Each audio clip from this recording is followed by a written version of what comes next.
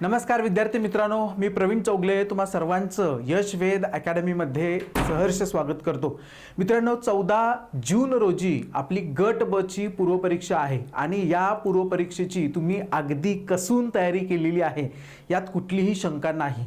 तुमचं रिव्हिजन चांगल्या पद्धतीने सुरू असेल आणि आता तुम्हाला परीक्षेचे वेध लागले असतील। पण या सगळ्या पार्श्वभूमीवर विद्यार्थी मित्रांकडून काय होतं की बऱ्याचदा एक प्रश्न नेहमी विचारला जातो आणि तो प्रश्न असा आहे की नेमके किती प्रश्न सोडवले की काय होईल की 60+ स्कोर आमचा जाईल, असा एक प्रश्न विचारला जातो। तर मित्रांनो, आपल्याला माहिती आहे की हा जो कट ऑफ नावाची जी गोष्ट आहे तर ते कट ऑफ ही गोष्ट वेगवेगळ्या घटकांवरती अवलंबून असते। मग त्याच्यामध्ये सगळ्यात पहिली गोष्ट असते की त्या पेपरची काठिण्य पातळी काय आहे, त्या वर्षीच्या व्हॅकन्सीज किती आहे, त्या वर्षी किती लोकांनी अर्ज केलेला आहे, या सर्व गोष्टींवरती कट ऑफ ठरतो। त्यातल्या त्यात जर आपण बघितलं तर सर्व्हिस वाईज पण थोडासा कट ऑफ वेगळा असतो, कॅटेगरी वाईज पण काय असतो की कट ऑफ वेगळा असतो। पण आजच्या या व्हिडिओमध्ये आपल्याला काय बघायचं की साधारणपणे 60+ येण्याची जी स्ट्रॅटेजी आहे तर ती स्ट्रॅटेजी काय आहे। कारण एक तर काय आहे की निगेटिव्ह मार्किंग आहे आणि निगेटिव्ह मार्किंग हा काय आहे की आपल्याला सगळ्यात मोठा धोका आहे। कारण पेपर सोडवण्याच्या नादात आपण निगेटिव्ह मार्किंगला विसरून जाऊ शकतो आणि निगेटिव्ह मार्किंग जर आपण विसरलो तर नक्कीच आपल्याला पुढच्या वर्षीच्या अटेम्प्टची तयारी करावी लागेल। तर निगेटिव्ह मार्किंग लक्षात घेता आपण किती प्रश्न सोडवले आणि आपली ॲक्युरेसी समजा चांगली असेल तर 60+ मार्क्स कसे येतील, तर याचा आपण काय करूया की थोडक्यात आढावा घेऊया।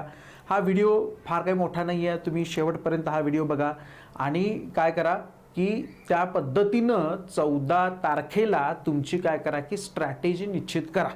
तर 60 मिनिटांमध्ये आपल्याला 100 प्रश्न सोडवायचे आहेत आणि त्याच्यामध्ये या परीक्षेमध्ये काय आहे की सगळ्यात मोठा म्हणजे तो वेळेचा खेळ आहे आणि ॲक्युरेसीचा खेळ आहे। ज्यांची ॲक्युरेसी चांगली आहे नक्कीच ते काय होणार आहेत की 60+ मध्ये जाणार आहेत। पण काही इथं आपण गृहीतक बघूया की समजा तुमची ॲक्युरेसी खूप चांगली आहे, खूप तुमचा चांगला अभ्यास आहे, मॅथ्स रिझनिंगवरती तुमची चांगली पकड आहे, खूप रिव्हिजन तुम्ही केलेलं आहे, भरपूर प्रश्नपत्रिका सोडवलेल्या आहेत आणि अगदी घासून पुसून तुम्ही सगळी तयारी केलेली आहे आणि मग असा आपण गृहीत धरलं की साधारणपणे 85 ते 90% तुमची काय आहे ॲक्युरेसी आहे आणि अशा केसमध्ये जर तुम्ही 70 प्रश्न अटेम्प्ट केले तर तुम्ही काय करू शकता 60 क्रॉस करू शकता। साधारणपणे 60 ते 63च्या दरम्यान तुमचा स्कोर येऊ शकतो।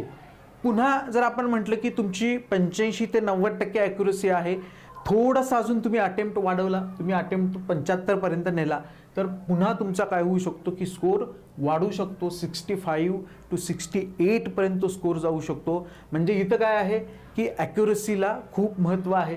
थोडीशी आपण समजू की तुमची ॲक्युरेसी थोडीशी कमी आहे, 80 ते 85% ॲक्युरेसी आहे आणि मग तुम्ही 75 प्रश्न सोडवले तर तुम्ही पुन्हा 60 ते 65 मार्क्सपर्यंत जाऊ शकता।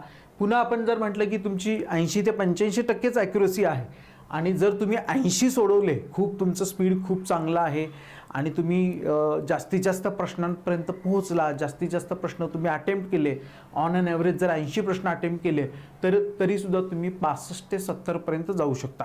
आता गेल्या काही वर्षांमधला जर कट ऑफ बघितला तर तो कट ऑफ वाढलेला आहे, शिवाय निगेटिव्ह मार्किंग आहे आणि आपण जी 1 वर्षाची मेहनत केलेली आहे तर त्या मेहनतीला किंवा तुम्ही जी काय तयारी केलेली आहे तर ती तयारी घेऊन तुम्हाला काय करायचं आहे की 14 तारखेच्या परीक्षेला सामोरं जायचं आहे आणि या परीक्षेला सामोरं जात असताना जर तुमचं जी तुमची हे आहे ॲक्युरेसी चांगली असेल, जर तुमचं टेम्परामेंट कूल असेल, एकदम तुम्ही फार दबाव घेत नसाल तर तुम्ही काय करू शकता की सहजपणे 60+चा जादुई आकडा काय करू शकता की पार करू शकता।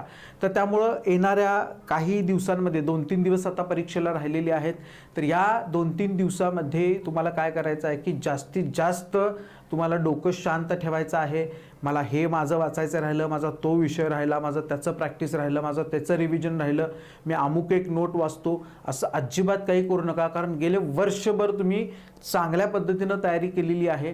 तर 14 तारखेला तुम्हाला काय करायचं आहे की अतिशय शांत डोक्यानं आत्मविश्वासपूर्वक ह्या परीक्षेला सामोरं जायचं आहे.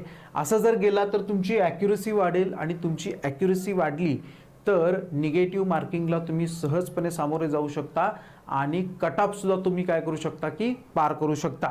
तुम्हाला 14 तारखेच्या परीक्षेसाठी खूप खूप शुभेच्छा. थँक्यू.